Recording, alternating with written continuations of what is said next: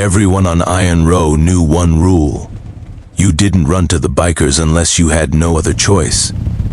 The engines alone were enough to freeze blood.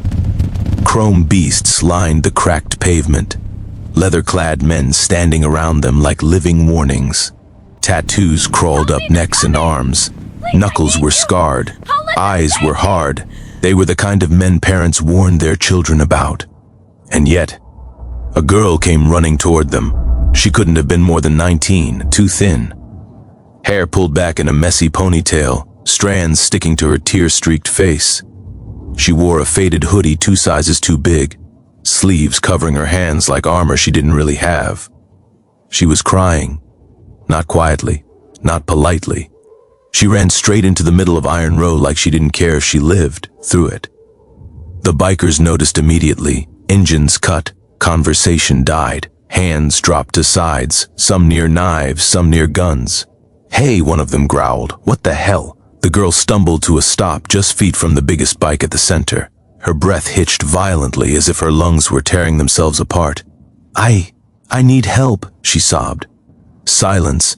One of the men laughed once, short and humorless. "You're lost, sweetheart."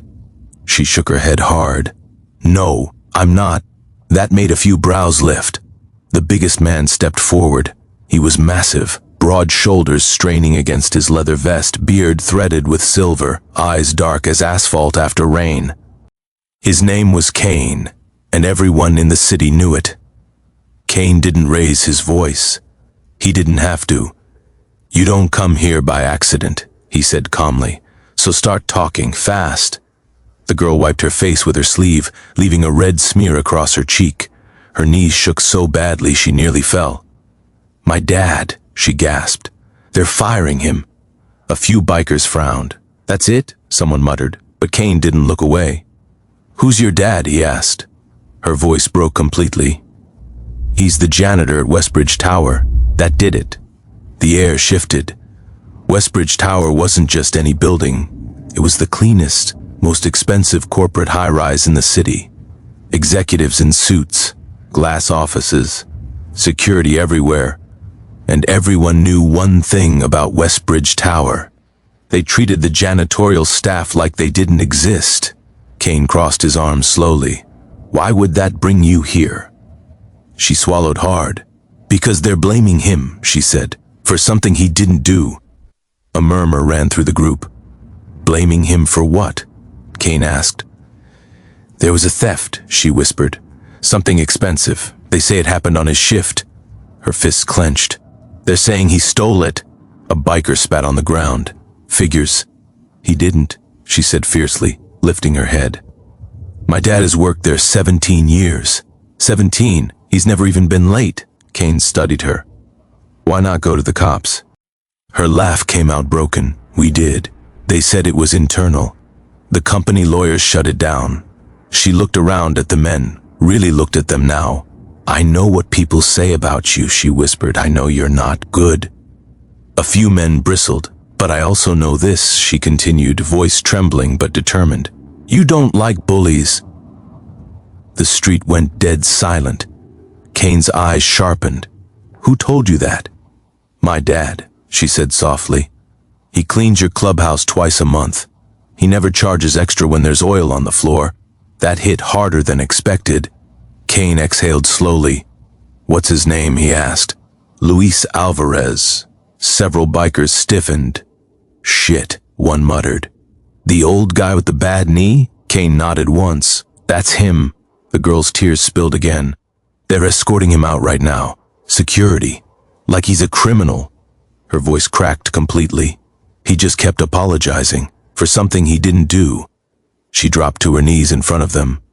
"I don't have money," she sobbed. "I don't have power, but I know you do." Some of the bikers shifted uncomfortably. Kane felt something tighten in his chest, something he didn't let happen often.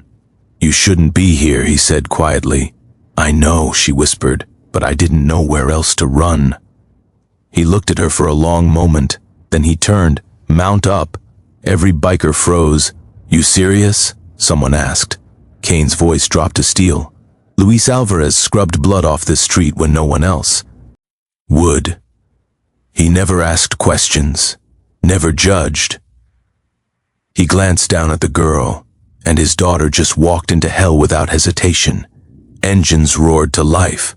The sound was thunder. The girl looked up, eyes wide. "You'll help?"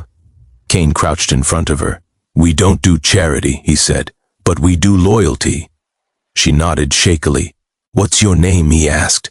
"Eva," she whispered. He handed her a helmet. "Eva," Kane said, standing. "What you set out here tonight?" She clutched the helmet to her chest. "What?" He met her eyes. "You reminded us who the real criminals usually are." The bikes rolled out as one. And somewhere in a glass tower downtown, a group of executives were about to learn a lesson they would never forget. The convoy tore through the city like a storm that had finally decided where to strike. Eva sat behind Kane, her arms wrapped tight around his leather-clad waist, helmet rattling with every vibration of the bike. The roar of engines drowned out her fear, but not her thoughts. Each red light they blasted through made her heart slam harder. She had asked monsters for help, and they had answered. Westbridge Tower rose ahead of them, a glass and steel monument to money and silence. Its lights glowed clean and distant, like nothing bad had ever happened inside. The bikers pulled up all at once. Security froze. People on the sidewalk stopped mid-step. A line of motorcycles shutting down in unison sounded like a threat spoken fluently. Kane swung off his bike. "Stay here," he told Eva. She nodded, clutching the helmet to her chest, knees weak. Inside the lobby, marble floors gleamed. A cluster of executives stood near the elevators, men in suits, faces tight with irritation. Between them stood her father, Luis Alvarez. His hands were clasped behind his back, his shoulders slumped. A security guard hovered too close, fingers brushing the baton at his belt. Eva's breath caught. Kane didn't shout. He didn't rush. He walked in like he owned the air. The bikers followed, boots heavy, presence undeniable. "What's going on here?" Kane asked calmly. The head of security bristled. "This is private property." "So is my patience," Kane replied. One of the executives sneered. "Who are you?" Kane smiled faintly. "Someone who knows Luis Alvarez." Luis looked up and went pale. "Eva?" he croaked. She ran to him before Kane could stop her. "I'm here, Papa," she said, gripping his arm. "I'm right here." Luis's eyes darted to the bikers. "You shouldn't have." "I know," she whispered. "But I did it." An executive cleared his throat. "This man is being terminated for theft." Kane tilted his head. "Show me." The man blinked. "Excuse me?" "Show me the proof," Kane repeated, "or stop lying." A murmur rippled through the lobby. The executive gestured sharply. "Security footage. A missing prototype. His shift." Kane crossed his arms. "Funny how that works." He nodded once. One of the bikers stepped forward, pulling out a tablet. "We pulled the footage. All of it." The executive stiffened. "That's impossible." "Nothing's impossible," Kane said. "Just inconvenient." The footage played on the lobby's massive display screen. Hours of video sped past. Luis cleaning floors, emptying trash, nodding to staff who never looked at him. Then, a man in a tailored suit entered a restricted lab late at night. Not Luis. Gasps filled the lobby. The face paused, zoomed in. One of the executives went white. "That's," someone whispered. The man on screen was the CFO. Kane's voice was calm, deadly. "Looks like your thief signs checks." Chaos erupted. Phones came out. Security guards exchanged uncertain glances. Luis stared at the screen in disbelief. "I told them," he whispered. "I told them." Eva squeezed his hand. "I know." The CFO tried to leave. A biker blocked the exit. "You're not going anywhere," Kane said. Sirens wailed outside. News vans, police, everything arriving at once. Kane turned to Luis. "You clean our clubhouse," he said. "You never stole a damn thing in your life." Luis's eyes filled. "I just do my job." Kane nodded. Exactly. As officers entered and cuffed the CFO, cameras flashed. Eva stood frozen, overwhelmed. Kane knelt slightly to her level. You did this, he said. She shook her head. I just told the truth. He smiled. That's usually enough. Outside, the story spread like wildfire. Janitor framed. Bikers exposed corporate theft. By nightfall, Westbridge Tower's board resigned. Luis was cleared. And Eva became something else. Entirely.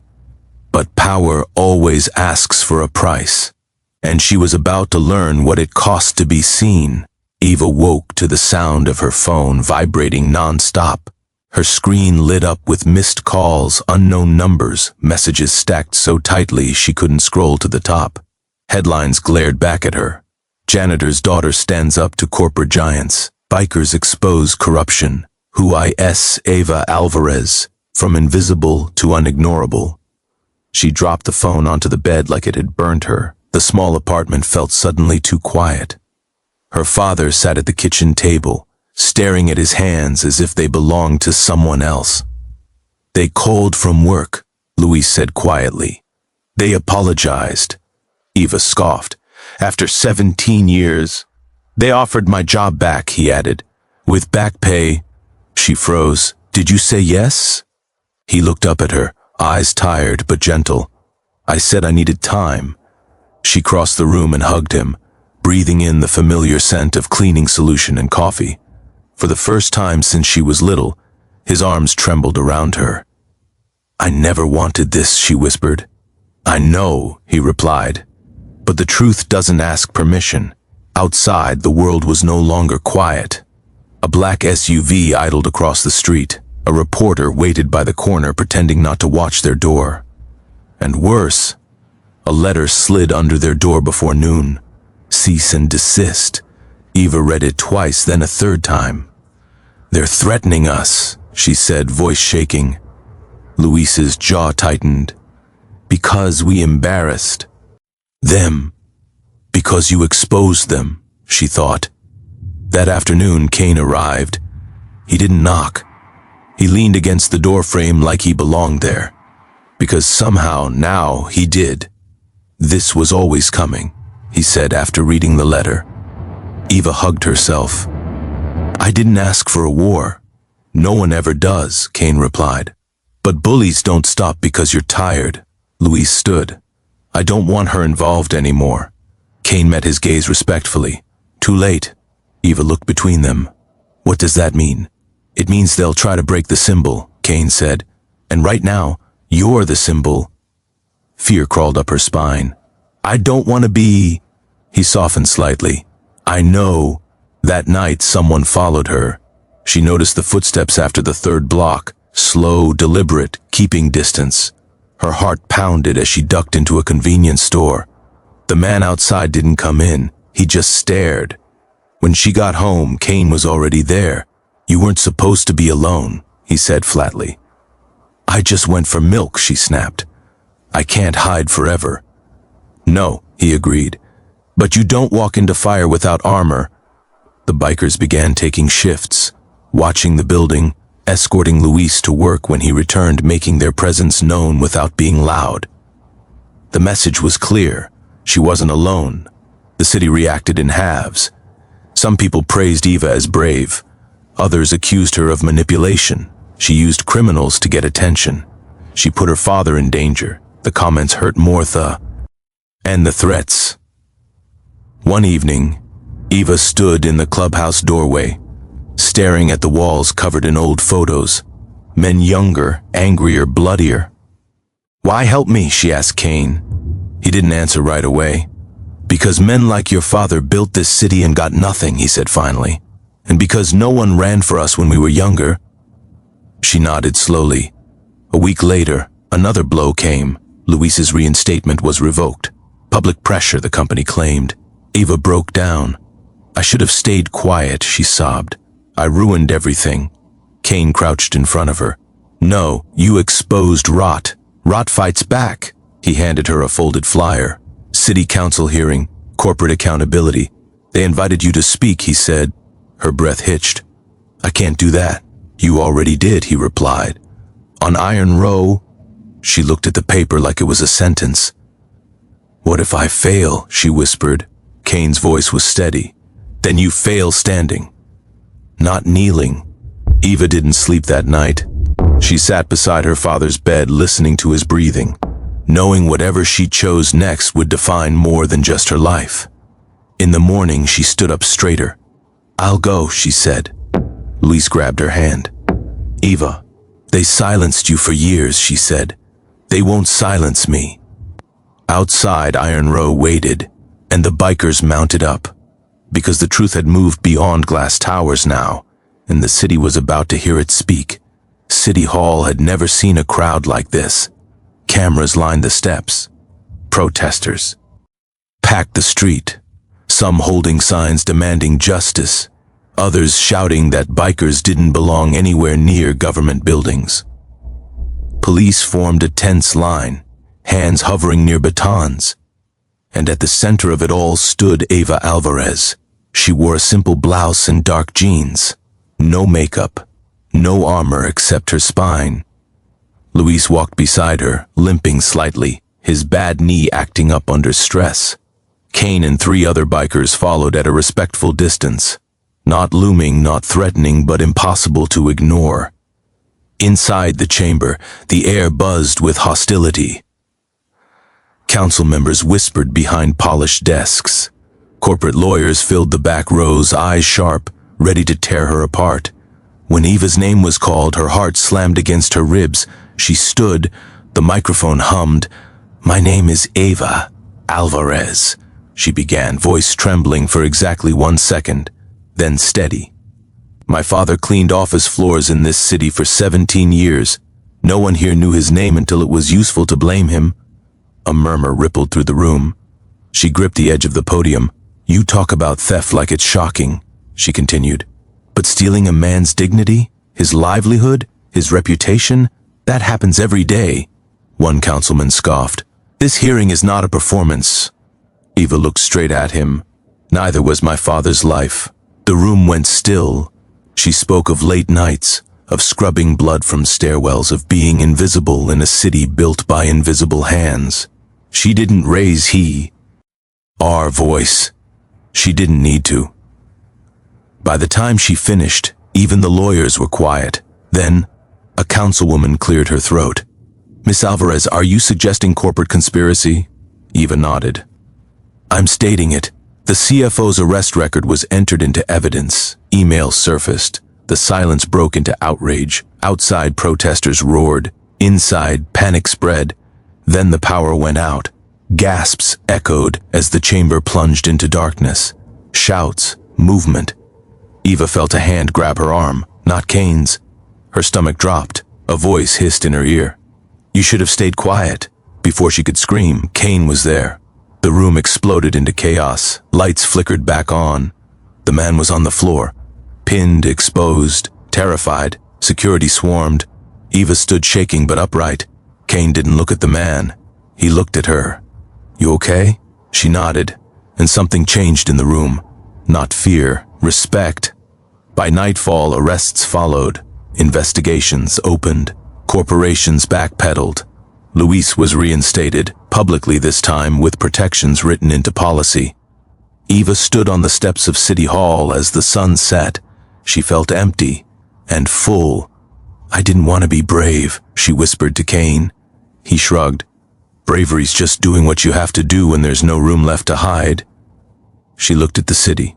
Loud, unfair, alive. "Is it over?" she asked. Kane's mouth twitched. "Nothing like this ever is." But the first cracks had formed, and the city would never forget the janitor's daughter who spoke and no one else would. The city didn't wake up the same after that night. It woke quieter, not peaceful, cities never are, but watchful. As if something unseen had shifted beneath the concrete, forcing everyone to reconsider where they stood. By morning, the footage from City Hall was everywhere. The blackout, the attempted grab, the bikers moving, not violently, not recklessly, but decisively. And at the center of it all, Eva Alvarez standing her ground.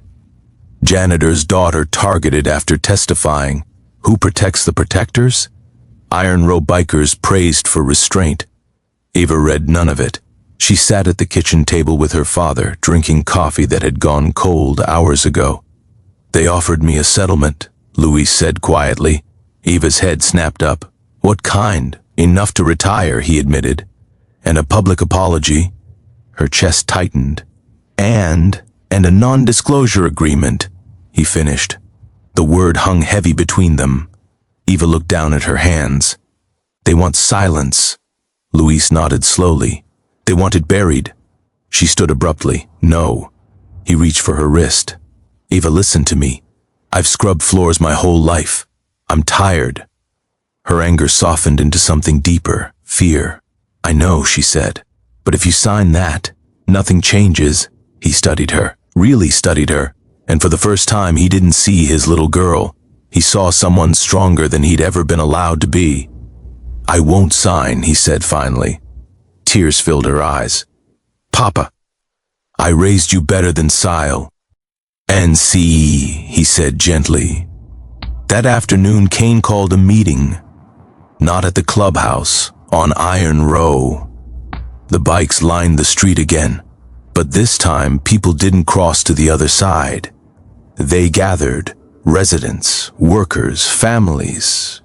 Eva stood on the hood of a truck, heart racing. Kane didn't speak. He didn't have to. Eva took a breath. They think this ends with a check, she said, voice carrying. They think if they pay enough, we'll forget. Murmurs rippled. But my father isn't the only one, she continued. Every building like Westbridge has someone invisible keeping it standing. And they're tired too. A woman in the crowd raised her hand. What do we do? Eva hesitated. Then she said the thing that stopped everyone cold. We don't disappear again. Silence fell. Then, applause. Not loud, not wild, steady. The bikers didn't cheer.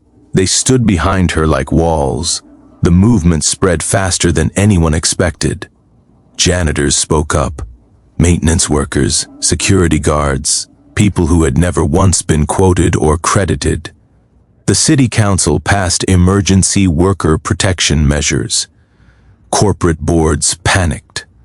And the bikers, they stayed visible, protective, present. One night, weeks later, Eva found Kane sitting alone on his bike staring down Iron Row. You could have stayed out of it, she said. He shrugged. Someone ran to us crying. That changes things. What happens now? She asked. He looked at her. That depends on you. She swallowed. I don't want to be famous. Good, Kay. Ain said. Fame's cheap. She nodded. I want to help people like my dad, without them being scared. Kane's gaze sharpened, not with violence but respect. Then build something that can't be ignored. Months passed. Eva didn't join politics. She didn't write a book. She opened a workers' advocacy center. Small, stubborn, effective. Luis volunteered there, walking with a cane now, proud and unbowed. And Iron Row? It changed too. The bikers still rode, still roared. But now, when trouble came, people didn't whisper. They knocked. One evening, Eva stood outside the center, locking up. Kane pulled up beside her. You ever regret running to us? He asked. She smiled faintly. No, he nodded. Good. She hesitated. People still say you're dangerous, he smirked. We are. She met his eyes. But you're not cruel. Something unreadable passed through his expression. Cruelty's easy, he said. Loyalty takes work. She watched him ride off, the sound echoing through the street that had once terrified her. Now it felt like home. The city never forgot that night. Not the glass tower, not the blackout, not the girl who ran to bikers in tears and spoke with enough truth to stop them cold. More stories are coming soon. Please don't forget to like, subscribe, and share.